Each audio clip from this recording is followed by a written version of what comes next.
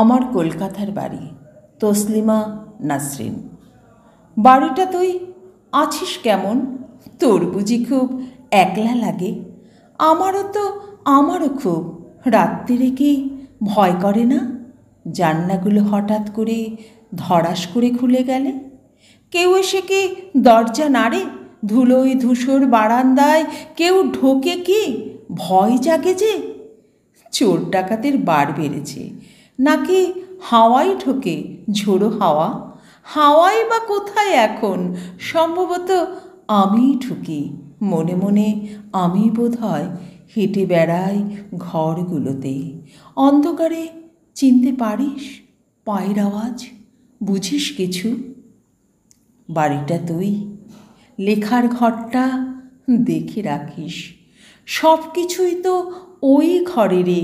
জীবনটাই লেখার জীবন। আলমারি বইপত্তর, লেখা পড়ার দুনিয়াটা। ওসব ছেড়ে ভালো থাকি মনে মনে। আমিই বোধ হয় অশরীরীর ঘুরি ফিরি।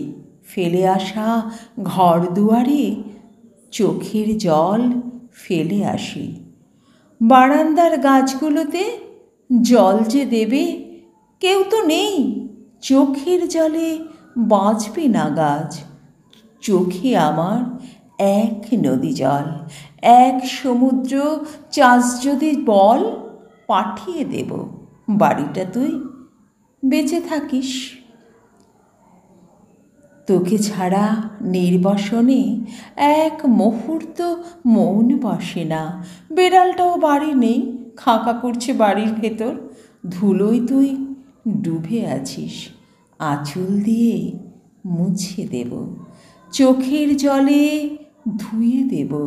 অপেক্ষা কর বাড়িটা তুই। তুই কি আর শুধুই বাড়ি? তুই তো আমার হারানো দেশ। তুই তো আমার মাতৃভাষা। তুই কি আর শুধুই বাড়ি? এক যুগেরও বেশি সময় বুকের ভেতর তোকে লালন করেছি তুই, জানিস তো সব। দীর্ঘকালের স্বপ্ন তুই। স্বপ্ন বলেই তোকে ডাকি। বাড়িটা তুই বেঁচে থাকিস। আমায় একটু বাঁচিয়ে রাখিস। বাড়িটা তুই বেঁচে থাকিস।